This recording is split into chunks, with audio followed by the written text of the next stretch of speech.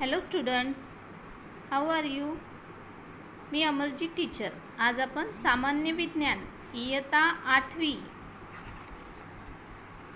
पहिला धडा सजीव सृष्टी व सूक्ष्मजीवांचे वर्गीकरण या धड्याचं विस्ताराने अभ्यास करणार आहोत.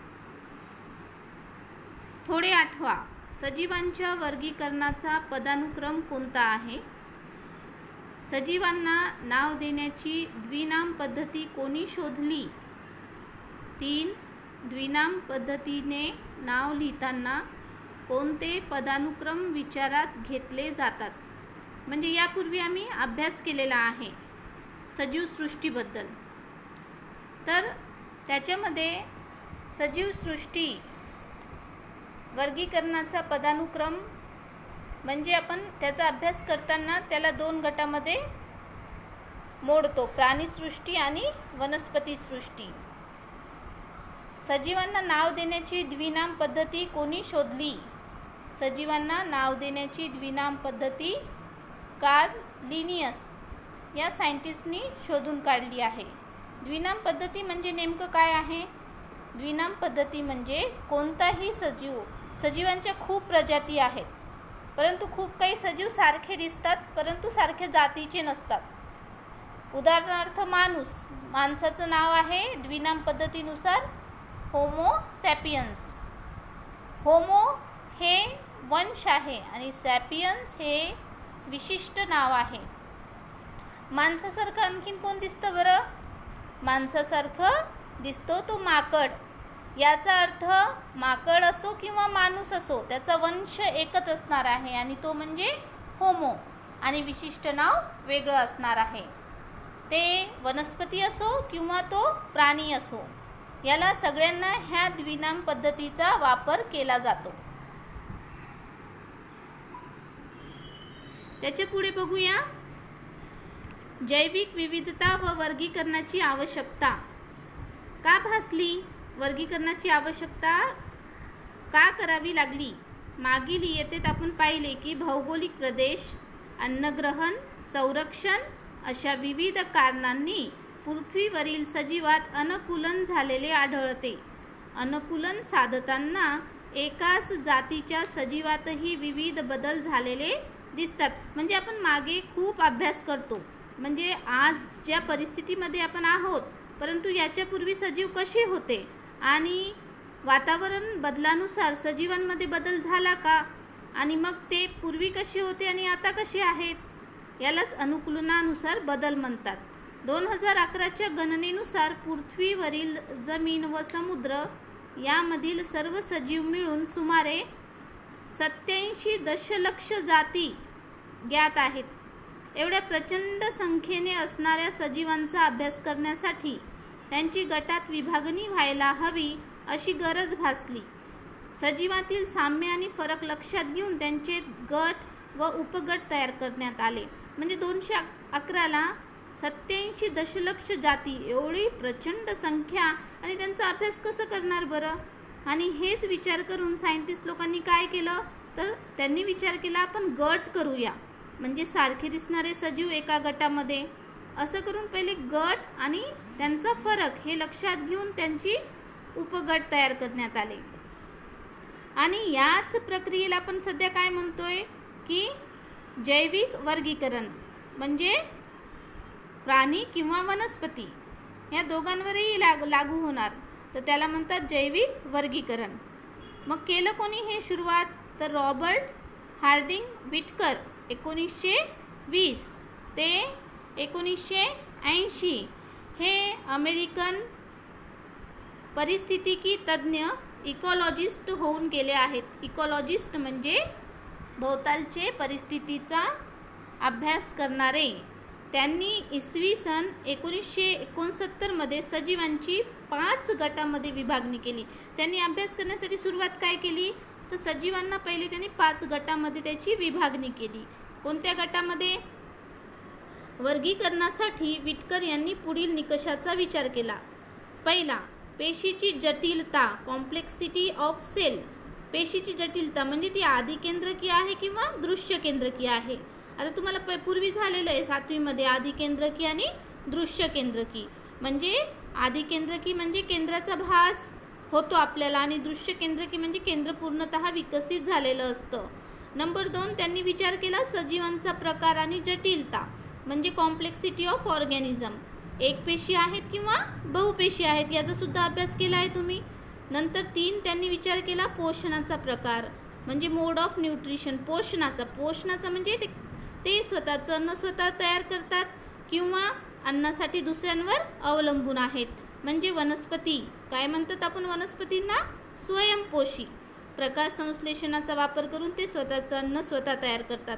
कवके परपोषी म्हणजे ते दुसऱ्या जीवी सजीवांवर अन्नासाठी अवलंबून असतात. प्राणी परपोषी. प्राणी हे म्हणजे आपण स्वतः सुद्धा कुणावर अवलंबून असतो? तर आपण अन्नासाठी वनस्पतीवर अवलंबून असतो. नंबर 4, जीवन पद्धती लाईफस्टाईल. कसं जगतात ते? उत्पादक वनस्पती, भक्षक प्राणी, विघटक कवके. म्हणजे उत्पादक म्हणजे जे सगळ्यांना अन्न पुरवतात त्यांना म्हणतात वनस्पती. भक्षक प्राणी, विघटक कवके. नंबर 5, वर्गानुवंशिक संबंध म्हणजे फायलोजेनेटिक रिलेशनशिप. आधी केंद्रकी ते दृश्य केंद्रकी, एकपेशीय ते बहुपेशीय. त्याच्यानंतर हा तक्ता बघूया. सजीव आधी केंद्रकी दृश्य केंद्रकी. आधी केंद्रकी विकसित झाल्यानंतर एकपेशीय सजीव आणि दृश्य केंद्रकीमध्ये एकपेशीय बहुपेशीय. आधी केंद्रकीचं एकपेशीय सृष्टी मोनेरा, दृश्य केंद्रकीचं एकपेशीय सृष्टी प्रोटिस्टा. बहुपेशीय सृष्टी 3 कवके, पेशी भित्तिका असणारे पण प्रकाश संश्लेषण करू न शकणारे. सृष्टी 4 वनस्पती, पेशी भित्तिका असणारे आणि प्रकाश संश्लेषण करू शकणारे. सृष्टी 5 प्राणी, पेशी भित्तिका असणारे. म्हणजे या प्रकारे त्यांनी पंचसृष्टी वर्गीकरणाची पद्धतीचा एक आराखडा तयार केलेला आहे.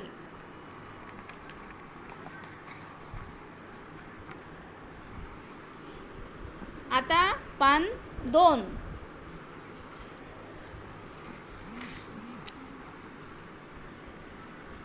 सृष्टी मोनेरा.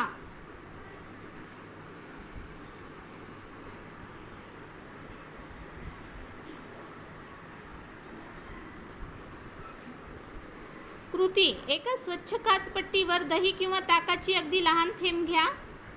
त्यात थोडे पाणी मिसळून विरलन करा. त्यावर अलगद आच्छादन काच ठेवा. सूक्ष्मदर्शी खाली काचपट्टीचे निरीक्षण करा. तुम्हाला काय दिसेल? म्हणजे एक दहीचं किंवा ताकाचं थोडंसं थेंब घ्यायचं आहे आणि त्याच्यावर एक काच टाकायचं आहे आणि सूक्ष्मदर्शकाखाली त्याचं निरीक्षण केलं तर तुम्हाला काहीतरी सूक्ष्मजीव दिसतील आणि जे हलताना दिसतील काडीसारखे. मोनेरा या सृष्टीत सर्व प्रकारच्या जीवाणूंचा व नीलहरित शैवाळांचा समावेश होतो.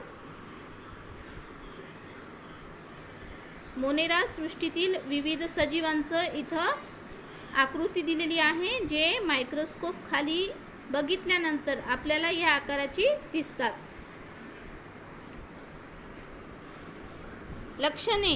हे सर्व सजीव एकपेशीय असतात, स्वयंपोषी किंवा परपोषी असतात. हे आधिकेंद्रकी असून पटलबद्ध केंद्र किंवा पेशी अंगके नसतात. म्हणजे पेशींमध्ये त्यांना पेशी अंगके नसतात. मग त्यांचं नाव काय आहे? Streptococcus pneumoniae, Clostridium tetani, Treponema pallidum, Vibrio cholerae, Salmonella typhi, Clostridium botulinum इत्यादी. नंतर बघूया सृष्टी 2 प्रोटिस्टा. एखाद्या डबक्यातील पाण्याचा एक थेंब काचपट्टीवर घ्या आणि त्याचं निरीक्षण करा. तुम्हाला काही सूक्ष्मजीव हालचाल करताना दिसतील आणि हे सूक्ष्मजीव म्हणजे अमिबा. सगळ्यांचा ओळखीचा, नेहमी आपण त्याची आकृती काढतो. अमिबा लक्षणे काय आहे प्रोटिस्टाची? प्रोटिस्टा सृष्टीतील सजीव एकपेशीय असून पेशीत पटलबद्ध केंद्रक असतं. म्हणजे याचं केंद्रक चांगलंच विकसित झालेलं असतं. एकपेशीय सजीव आहे. प्रचलनासाठी छद्मपाद किंवा रोमके किंवा केशाभिका असतात. म्हणजे त्यांना हालचाल करण्यासाठी ते छद्मपादाची निर्मिती करतात किंवा बारीक बारीक रोमके असतात किंवा केशाभिका असतात. स्वयंपोषी उदाहरणार्थ युग्लिना, वॉल्वॉक्स. पेशीतील हरितलवके असतात. परपोषी अमिबा, पॅरामेशियम, प्लाझ्मोडियम इत्यादी.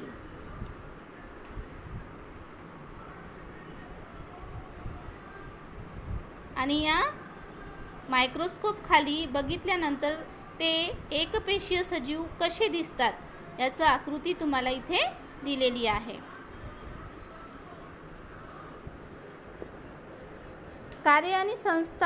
कार्यसंस्थांचे राष्ट्रीय विषाणू संस्था Pune, national institute of virology Pune ही विषाणू संदर्भातील संशोधनाचे कार्य करते. भारतीय वैज्ञानिक संशोधन परिषदेच्या अखत्यारीत 1952 साली या संस्थेची स्थापना करण्यात आली होती. आता सध्या आपल्याला माहिती आहे विषाणू आपण सध्या कोणत्या विषाणूंनी परेशान आहे? सगळं विश्व हे सध्या खूप परेशान आहे आणि ते आहे कोविड-19. आता याची लक्षणे बघा. लक्षणे: कवक सृष्टीत परपोषी असतात. अंशश्लेष्मी दुष्यकेंद्रकी सजीवांचा समावेश होतो. बहुसंख्य कवके मृतोपजीवी आहेत. कुजलेल्या कार्बनी पदार्थांवर जगतात. कवकांची पेशीभित्तिका कायटिन या जटिल शर्करेपासून बनलेली असते. म्हणजे यांची पेशीभित्तिका थोडीशी जाडसर असते, जे कायटिन या शर्करेपासून बनलेली असते. काही कवके तंतुरूपी असून आतील पेशीद्रव्यात असंख्य केंद्रके असतात. म्हणजे काही कवके हे तंतुरूपी आहेत आणि पेशीद्रव्यांमध्ये खूप काही केंद्रक असतात. म्हणजे एकच केंद्रक नसतं. कवक किण्व म्हणजे बेकर्स ईस्ट नाव ऐकलं असेल तुम्ही की ब्रेड तयार करताना ईस्ट या कवकाचा वापर केला जातो. बुरशी ॲस्परजिलस मक्याच्या कणसावरील बुरशी. पेनिसिलियम भूछत्र म्हणजे मशरूम. विटकर सूक्ष्मजीवांचे वर्गीकरण क्लासिफिकेशन ऑफ मायक्रोब्स. आता पृथ्वीवर एकूण सजीवांच्या संख्येमध्ये सूक्ष्मजीव सर्वाधिक संख्येने आहेत. म्हणजे सूक्ष्मजीवांची संख्या खूप जास्त आहे. सूक्ष्मजीव आदिकेंद्रकी याच्यामध्ये जीवाणू असतात. दृश्यकेंद्रकी आदिजीव, कवके आणि शैवाल. आता यांचं इतके सूक्ष्म असतात की ते आपण डोळ्यांनी त्यांना बघू शकत नाही. मग त्यांचा आकार मायक्रोमीटर आणि नॅनोमीटरमध्ये मोजला जातो. सजीवांच्या आकारासंदर्भित इथे दिलेला आहे. 1 मीटर म्हणजे 10⁻⁴ मायक्रोमीटर आणि नॅनोमीटर म्हणजे 1 मीटर बरोबर 10⁹ नॅनोमीटर. पहिले अभ्यास करूया जीवाणू. जीवाणू म्हणजे इंग्लिशमध्ये त्याला म्हणतात बॅक्टेरिया. बॅक्टेरिया त्यांच्या आकारानुसार त्यांचं नाव आहे गोलाणू, दंडगोलाणू, दंडाणू, स्वल्प विरामाकृती आणि सर्पिलाकार. ते असतात 1 मायक्रोमीटर ते 10 मायक्रोमीटर. एकच पेशी स्वतंत्र सजीव म्हणून जगते. काही वेळा बरेच जीवाणू एकत्र येऊन वसाहती बनवतात. म्हणजे हे एकपेशी आहेत परंतु काही वेळा ते वसाहतीसारखे राहतात, कॉलनी बनून राहतात. जीवाणू पेशी आदिकेंद्रकी असते. पेशीत केंद्रक व पटलयुक्त अंगके नसतात. पेशीभित्तिका असते. म्हणजे पेशीला पेशीभित्तिका असते परंतु त्याच्यामध्ये अंगके नसतात. प्रजनन बहुधा द्विखंडी भवनाने किंवा एका पेशीचे 2 भाग होऊन होते. म्हणजे प्रजनन पेशीचे तुकडे होऊन होतं. अनुकूलन परिस्थितीत जीवाणू प्रचंड वेगाने वाढतात व 20 मिनिटात संख्येने दुप्पट होऊ शकतात. म्हणजे त्यांचा प्रजनन काळ खूप जास्त फास्ट आहे. 20 मिनिटात ते संख्येने दुप्पट होऊ शकतात.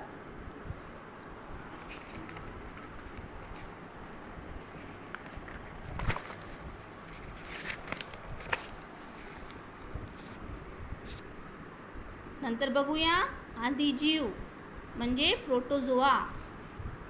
आकाराने सुमारे 200 मायक्रोमीटर माती, गोड पाणी समुद्रात आढळतात. काही इतर सजीवांच्या शरीरात राहतात व रोगास कारणीभूत ठरतात. म्हणजे हे सगळीकडे आढळतात, पाण्यामध्ये, मातीमध्ये, समुद्राच्या पाण्यामध्ये. आणि काही प्राण्यांच्या शरीरात गेल्यास त्यांना रोग उत्पन्न करू शकतात. दृश्य केंद्रकी पेशी आढळणारे एकपेशीय सजीव, म्हणजे यांचं केंद्रक चांगलंच विकसित असते. प्रोटोझोआंच्या पेशी रचना, हालचालींचे अवयव, पोषण पद्धती यात विविधता आढळते. प्रजनन द्विखंडीभवन पद्धतीने होते, म्हणजे याच्यासुद्धा पेशीचं 2 पेशी खंडित होऊन प्रजनन होतं. उदाहरणार्थ अमिबा, पॅरामेशियम. गढूळ पाण्यात आढळतात आणि स्वतंत्र जीवन जगतात. अँटामिबा हिस्टोलिटिका अमांश होण्यास कारणीभूत, म्हणजे रोग उत्पन्न करतं. प्लाझ्मोडियम वायवॅक्स मलेरिया, हिवताप होण्यास कारणीभूत. युग्लिना स्वयंपोषी. त्याच्यानंतर नंबर 3 कवके, याला इंग्लिशमध्ये म्हणतात फंगाय. आकार सुमारे 10 मायक्रोमीटर ते 100 मायक्रोमीटर. कुजणारे पदार्थ, वनस्पती व प्राण्यांची शरीरे, कार्बनी पदार्थ याच्यामध्ये आढळतात. दृश्य केंद्रकी एकपेशीय सूक्ष्मजीव, म्हणजे यांचं केंद्रक विकसित आहे आणि हे एकपेशीय आहेत. आणि हे कुठं आढळतात? कुजणारे पदार्थ प्राण्यांच्या शरीरामध्ये किंवा जे झाडांपासून असलेले पदार्थ आहेत त्याच्यामध्ये हे आपल्याला आढळतात. कवकांच्या काही प्रजाती डोळ्यांना सुद्धा दिसतात, म्हणजे ते थोडेसे मोठे असतात, त्याच्यामुळे आपण त्यांना बघू शकतो. मृतोपजीवी असून कार्बनी पदार्थांपासून अन्न शोषण करतात, म्हणजे कुजलेल्या अन्नावर हे आपली उपजीविका करतात. प्रजनन लैंगिक पद्धतीने किंवा द्विखंडन किंवा मुकुलायन अशा अलैंगिक पद्धतीने सुद्धा होते. म्हणजे कवकांमध्ये काही लैंगिक आहेत, म्हणजे त्याच्या 2 जाती आहेत, नर आणि मादी. आणि काही याच्यामध्ये जाती नसल्या तरी त्याच्यामध्ये अलैंगिक प्रजनन होतं, म्हणजे द्विखंडन आणि मुकुलायन. उदाहरणार्थ ईस्ट, कॅन्डिडा, आळंबी म्हणजे मशरूम. नंबर 4 शैवाळे, म्हणजे इंग्लिशमध्ये म्हणतात अल्गी. याचा आकार आहे सुमारे 10 मायक्रोमीटर ते 100 मायक्रोमीटर. पाण्यात वाढतात. दृश्य केंद्रकी एकपेशीय आणि स्वयंपोषी सजीव. आता पूर्णतः आपण आलेलो आहे स्वयंपोषी, म्हणजे आता याच्यामध्ये हरितलवक आलं आणि हे स्वतःचं अन्न स्वतः तयार करणारे सजीव आहेत. म्हणजे शैवाळापासून सुरुवात झालेली आहे वनस्पती गटांमध्ये. पेशीतील हरितलवकाच्या सहाय्याने प्रकाश संश्लेषण करतात, म्हणजे हे प्रकाश संश्लेषणाची प्रक्रिया करून स्वतःचं अन्न स्वतः तयार करतात. उदाहरणार्थ क्लोरेला, क्लॅमिडोमोनास. शैवाळांच्या थोड्या प्रजाती एकपेशीय आहेत, तर इतर सर्व शैवाळे हे बहुपेशीय आहेत आणि डोळ्यांनी आपण त्यांना बघू शकतो. त्याच्यानंतर नंबर 5 विषाणू, म्हणजेच व्हायरस. आकार आहे 10 नॅनोमीटर ते 100 नॅनोमीटर. विषाणूंना सामान्यतः सजीव मानले जात नाही किंवा ते सजीव निर्जीवांच्या सीमारेषेत आहेत. म्हणजे आता त्याला नेमकं काय म्हणणार, तुम्हाला कळलं का? हे काय दिलेलं आहे? आता त्यांना सजीवही मानायचं आणि त्यांना निर्जीवही मानायचं नाही. मग त्यांना काय म्हणायचं? तर त्यांना म्हणायचं सजीव आणि निर्जीवाच्या सीमारेषेत. म्हणजेच जेव्हापर्यंत यांना पोषक वातावरण भेटत नाही तेव्हापर्यंत हे निर्जीव असतात, आणि जेव्हा त्यांना पोषक वातावरण भेटलं की मग ते सजीव बनतात. मात्र त्यांचा अभ्यास सूक्ष्मजीवशास्त्रात म्हणजेच मायक्रोबायोलॉजीमध्ये केला जातो. विषाणू अतिसूक्ष्म म्हणजेच जीवाणूंच्या 10 ते 100 पटीने लहान असून फक्त इलेक्ट्रॉन सूक्ष्मदर्शकानेच ते दिसू शकतात. म्हणजे साध्या सूक्ष्मदर्शकाने त्यांना आपण बघूच शकत नाही, कारण ते खूप पटीने अतिसूक्ष्म आहेत, म्हणून त्यांना आपण इलेक्ट्रॉन मायक्रोस्कोपनेच बघू शकतो. स्वतंत्र कणांच्या रूपात आढळतात. विषाणू म्हणजे DNA डीऑक्सिरायबोज न्यूक्लिक आम्ल किंवा RNA म्हणजे रायबोज न्यूक्लिक आम्ल याच्यापासून बनलेला लांब लचक रेणू असतो, त्याला प्रथिनांचे आवरण असते. म्हणजे हा रेणू असतो. हा काय असतो तर रेणू. आता तुम्ही म्हणणार हे काय आहे, म्हणजे हा वेगळा कसं काय आहे, तर हा एका समजा आपण झाड लावतो, तर झाड कशामुळे लावतो आपण, बियांपासून. तर जेव्हा बिया आपल्या हातामध्ये असतात त्या बियांमध्ये जीव असतो का, नाही. त्याला तुम्ही कितीही दिवस ठेवू शकता. आणि जेव्हा त्याला आपण जमिनीमध्ये लावलं, त्याला पाणी टाकलं, नंतर त्याच्यामध्ये ॲटोमॅटिक जीव यायला सुरुवात होती आणि त्याच्यातून एक छोटंसं बेबी प्लांट बाहेर येतं. त्याच प्रकारे हे एक कण असतं जे DNA किंवा RNAचं बनलेलं असतं आणि तो एक रेणू असतो. पोषक वातावरण भेटलं की त्याच्यामध्ये जीव येतो. वनस्पती व प्राण्यांच्या जिवंत पेशीतच ते राहू शकतात. या पेशींच्या मदतीने विषाणू स्वतःचं प्रथिन बनवतात व स्वतःच्या असंख्य प्रतिकृती निर्माण करतात. म्हणजे त्यांना पोषक वातावरण भेटलं की तिथंच ते प्रथिनं बनवतात आणि आपली असंख्य प्रतिकृती म्हणजे स्वतःसारखी आकृती निर्माण करतात. त्यानंतर यजमान पेशींना नष्ट करून या प्रतिकृती मुक्त होतात. आणि ज्या पेशींमध्ये हे घुसलेत म्हणजे कोणत्याही प्राण्यांच्या शरीरामध्ये, तर त्यांच्या मूळ पेशींमध्ये खूप संख्या वाढून ते त्यांच्या पेशींना फोडून बाहेर येतात आणि मुक्त विषाणू पुन्हा नव्या पेशींना संसर्ग करतात आणि पुन्हा जे त्यांच्या बाजूला नवीन पेशी असतात त्याच्यामध्ये ते घुसतात. विषाणूमुळे वनस्पती व प्राण्यांना खूप प्रकारचे रोग होतात. या प्रकारे आपण पूर्ण धडा हा विस्ताराने बघितलेला आहे आणि काहीसुद्धा याच्यामध्ये तुम्हाला अवघड वाटल्यास हा व्हिडिओ पुन्हा बघायचा आणि तुमचे कन्सेप्ट क्लिअर करायचे.